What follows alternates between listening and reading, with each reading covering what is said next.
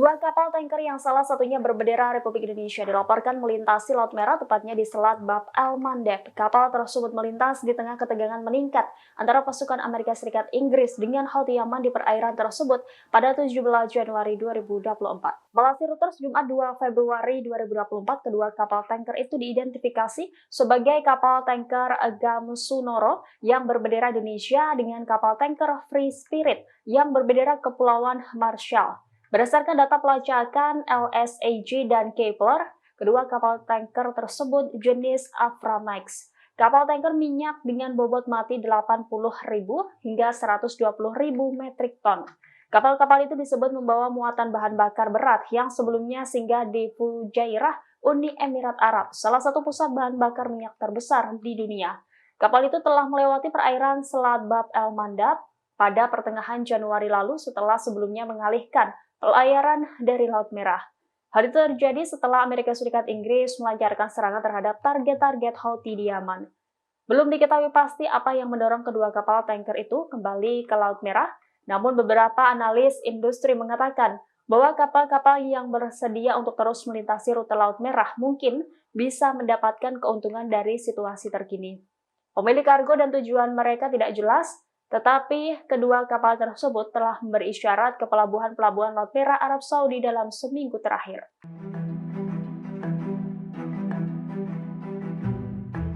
Presiden Joko Widodo resmi menunjuk Menteri Dalam Negeri Tito Karnavian sebagai pelaksana tugas Menteri Menko Polhukam menggantikan Mahfud MD yang mengundurkan diri. Alasan penunjukan Tito Karnavian disebut karena ia termasuk dalam jajaran menteri-menteri di bidang Kemenko Polhukam. Kabar ini disampaikan Koordinator Staf Khusus Presiden RI Ari Dwi Payana dalam keterangan tertulisnya. Ari mengatakan penunjukan Tito sebagai Menko Polhukam ditetapkan pada Jumat 2 Februari 2024. Ari mengungkap bahwa Tito akan melaksanakan tugas-tugas Menko Polhukam hingga adanya menteri definitif. Penunjukan tersebut tercantum dalam keputusan Presiden yang telah diteken Jokowi yang sekaligus berisi soal pemberhentian dengan hormat Mahfud MD. Diketahui Muhammad Tito Karnavian sebelumnya menjabat sebagai Menteri Dalam Negeri sejak 23 Oktober 2019 di Kabinet Indonesia Maju. Pria yang lahir pada 26 Oktober 1964 itu merupakan seorang perwira tinggi polisi. Ia pernah menjabat sebagai Kepala Kepolisian Negara Indonesia ke-23. Rekam jejaknya di kepolisian sangat berprestasi. Ia dikenal memiliki catatan gemilang saat menjadi bos Densus 88 anti teror Kepolisian Indonesia.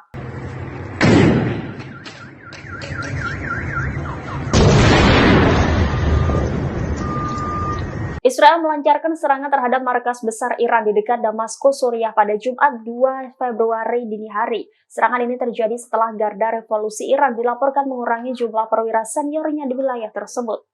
Melansir media Israel Yediot Aharonot, serangan Israel ini dikonfirmasi oleh sumber-sumber oposisi yang menentang rezim Assad. Serangan Israel tepatnya menargetkan markas besar pasukan Iran di wilayah Sayyidah Zainab dekat Damaskus. Sementara itu, kantor berita pemerintah Suriah Sana mengutip sumber di militer Suriah melaporkan bahwa beberapa rudal Israel ditembakkan dari dataran tinggi Golan ke arah selatan Damaskus. Di sisi lain, situs web lain yang terkait dengan oposisi mengklaim telah mendengar ledakan di Damaskus. Israel diduga melakukan serangan-serangan terhadap situs-situs milik milisi pro-Iran di wilayah tersebut. Sebelumnya diberitakan Garda Revolusi Iran mengurangi penempatan perwira senior mereka di Suriah setelah serentetan serangan Israel. Iran dikabarkan akan lebih mengandalkan milisi sekutunya untuk mempertahankan kekuasaan mereka di sana.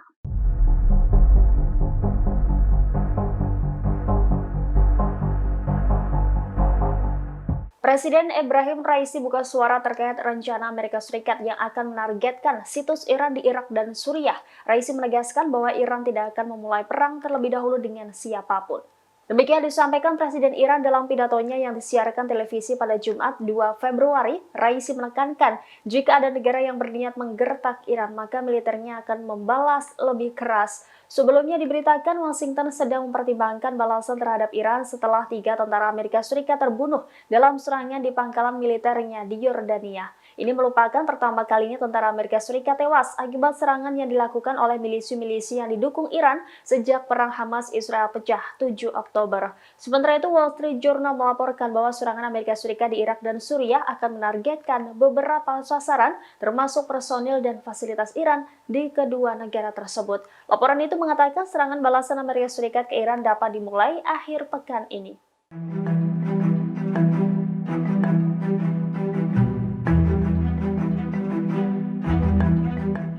3.000 tentara Israel dilaporkan telah melakukan tes kesehatan mental untuk mendeteksi masalah kejiwaan. Tes ini dilakukan di tengah perangnya dengan Hamas di jalur Gaza, Palestina. Demikian disampaikan kantor juru bicara IDF kepada The Times of Israel pada Jumat 2 Februari 2024.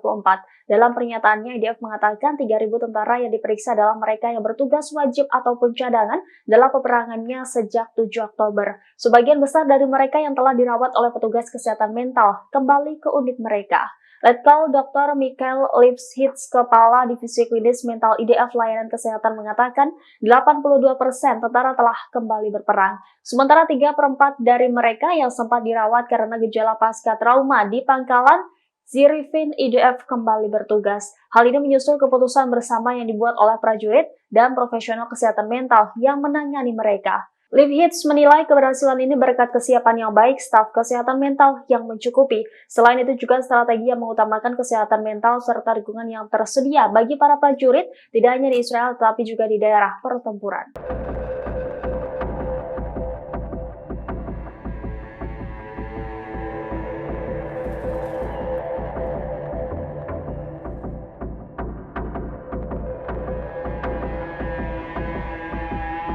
Penasihat Garda Revolusi IRGC Iran terus berjatuhan imbas ketegangan yang meningkat di kawasan Timur Tengah.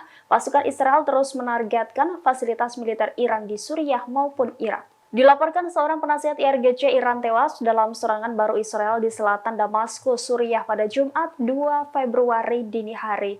Media yang berafiliasi dengan IRGC melaporkan penasihat Garda Revolusi Iran yang tewas adalah Syed Al-Dadi. Militer Suriah mengatakan pihaknya menembak jatuh rudal Israel yang diluncurkan dari dataran tinggi Golan. Sejumlah sumber juga mengaku mendengar ledakan di sekitar Damaskus.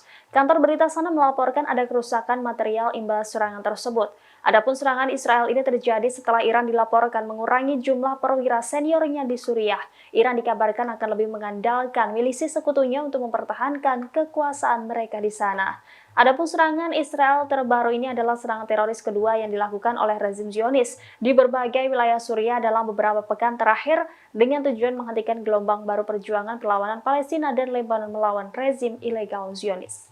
Download Tribun X sekarang, menghadirkan lokal menjadi Indonesia.